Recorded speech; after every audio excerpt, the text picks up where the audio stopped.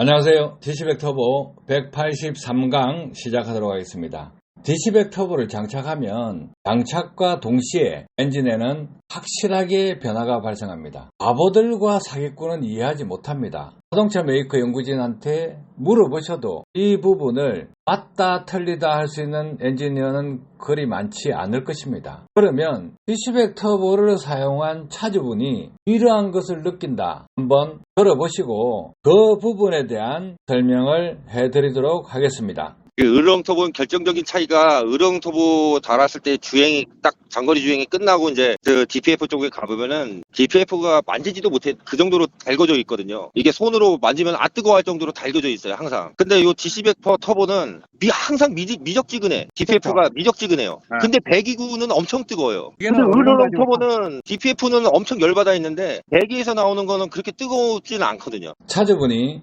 DPF 외부의 온도가 평상시는 너무 뜨거웠다. 또 발유기를 장착했어도 너무 뜨거웠다 이거예요. 그러면 어떤 문제가 생기느냐? 압이 많이 걸린다는 거예요. 압이 적게 걸리면 DPF가 그렇게 뜨겁지가 않습니다. 순정 상태에서 뜨거운 차량들 DPF 저항이 크다는 겁니다. 그러면 발유기를 장착했다고 하면 열을 빼준다 하면 DPF 온도가 차가워져야 되는데 찹지가 않다. 그러면 압이 더 걸린다는 이야기입니다. 그래서 좋지 않다예요. 그런데 DC백 터보를 장착한 차주분들은 DPF 온도가 그렇게 뜨겁지 않고 손을 대도 괜찮을 정도가 된다. 왜 그렇겠냐 이거죠. 그것은 DPF 내부에 뜨거운 열이 정체돼서 막히지가 않고 배기구로 바로 빠져나온다는 겁니다. 그러면 배기구 온도는 높아집니다. 그리고 DPF 케이스는 온도가 떨어집니다. 자,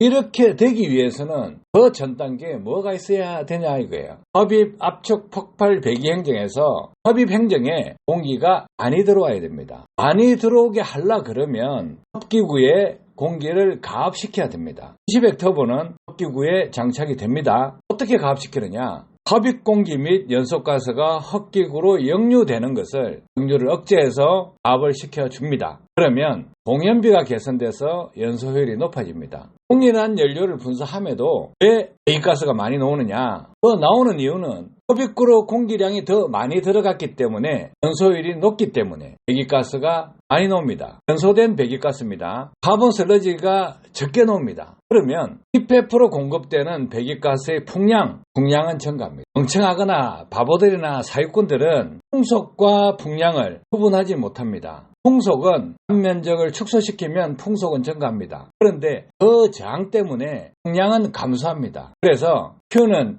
AV라는 공식이 있습니다. Q는 유량입니다. A는 단면적입니다. V는 속도입니다. 그래서 단면적 곱하기 속도를 하면 유량이 됩니다. 여기에선 그래서 이 풍량을 증가시키려면 어떻게 해야 되느냐 이거예요. 흡입 쪽에서 가압을 시켜서 역류가 적게 발생하도록 만들어야 됩니다. 그러면 배기 쪽에서도 DPF가 있기 때문에 저항입니다. 그래서 배기가스가 나오면 DPF에 부딪혀서 다시 터빈 쪽으로 역류를 합니다. 그럼 터빈에 저항을 주게 되죠. 저항을 주면 터빈 회전 속도가 늘어집니다. 그러면 터보 차죠. 회전수가 줄어들기 때문에 중량짐을 싣고 긴 오르막길을 주행한다 했을 때 출력이 떨어져 버려요. 자동차 메이커에서 고질적인 문제로 알고 있음에도 개선할 수 있는 방법이 없었기 때문에 개선하지 못한 것입니다. 터보렉도 마찬가지예요. 터보차저가 정상적으로 돌아가는 것은 950 내지 1000rpm입니다. 토크가 나오는 rpm이죠. 최대 토크라고 토크 밴드가 나와 있을 것입니다. 그래서 공회전에 500이다. 최대 토크가 나오는 게 1000rpm이다 하면 500에서 1000rpm 사이에는 흡입 공기가 부족합니다. 그 흡입 공기가 부족한 것을 엔진 내부에서 발생하는 역류, 압축 시작 행정, 그리고 배기 말행정, 오버랩 타이밍, 그리고 DGR 파이프로 넘어오는 배기가스, 이 역류를 억제해주면 가압 에너지로 쓸 수 있다. 그래서 연소율을 높인대요. 그럼 DPF에도 마찬가지예요. DPF에서 부딪히는 배기가스가 터빈 쪽으로 충격을 주게 되면 터빈 회전 속도를 줄입니다. 그래서 이 두 부분, 흡기와 배기 쪽에 역류를 억제해주면 연소율이 높아집니다. 터빈 회전 속도를 빠르게 해주면 연소율이 높아질 수밖에 없죠.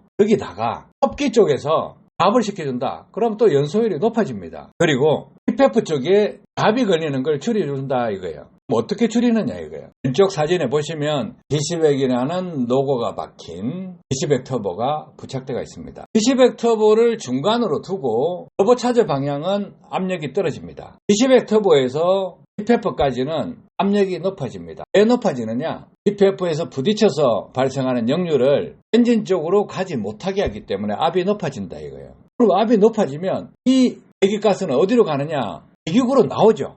연소율이 높으니까 배기가스 온도는 높습니다. 그런데 DPF에서 부딪혀서 앞으로 왔다가 갔다가 하면서 정체되면 DPF 온도가 높아집니다. DPF 온도가 높아지면 DPF가 녹아버리죠. 그런데 이 뜨거운 배기가스가 DPF에 정체되어 있지 않고 배기구로 나갈 수 있게끔 역류를 억제해버리면 DPF 저항이 줄어듭니다. 높은 압력에서 빠져나가기 때문에 배기구 온도는 높아집니다. 그러면 자동차 메이커 순정 상태에서 이 DPF 온도 케이스 이 온도를 한번 측정해 두십시오. 그리고 디시백 터보를 장착하고 난 다음에 DPF 케이스 온도를 한번 측정해 보세요. 온도는 무조건 떨어지게 돼 있어요. 왜? 이것이 과학이기 때문입니다. 바보들과 사기꾼은 이해하지도 못합니다. 배기구 안에 와류기나 꼽는 사람들 아무 생각 없어요. 그리고 이 엔진 설계하시는 전문가들도 배기관의 길이, 정체되는 구간의 길이 이것을 모르면 DPF 온도는 상당히 높아집니다. 내부의 온도가 아닙니다. 외부 온도까지 높아져요.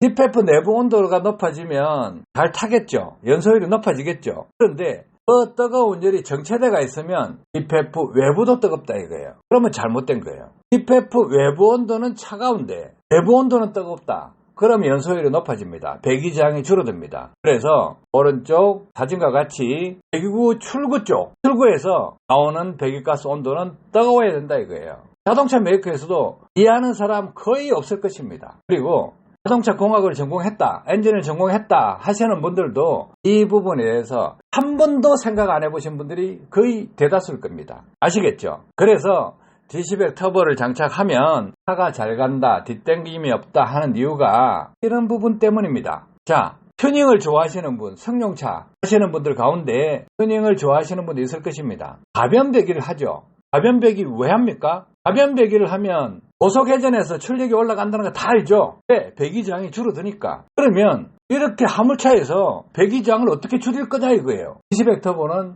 터보차저에서 DPF로 가는 중간에 디시백 터보를 부착해두고 엔진에서 나오는 배기가스가 DPF에 부딪혀서 엔진 쪽으로 다시 오는 것을 억제하기 때문에 DPF 쪽에서는 압력을 높이고 터빈 쪽은 압력을 줄입니다. 그러면 풍량은 많아집니다. 그래서 연소율을 높이고 출력이 향상되는 것입니다. 시중에서 배기관 내부에 와류기를 삽입한다. 이렇게 하면 조금 지식이 부족한 사람 아니면 날탱이 아니면 사기꾼이라고 생각하시면 됩니다. 그래서 이런 원리가 적용되기 때문에 연소율이 높아지고 출력이 좋아지고 DPF 막힘도 줄어들고 배기저항이 감소하기 때문에 DPF를 오래 사용할 수 있다 이겁니다. 아시겠죠? 도움되셨기를 바랍니다. 감사합니다.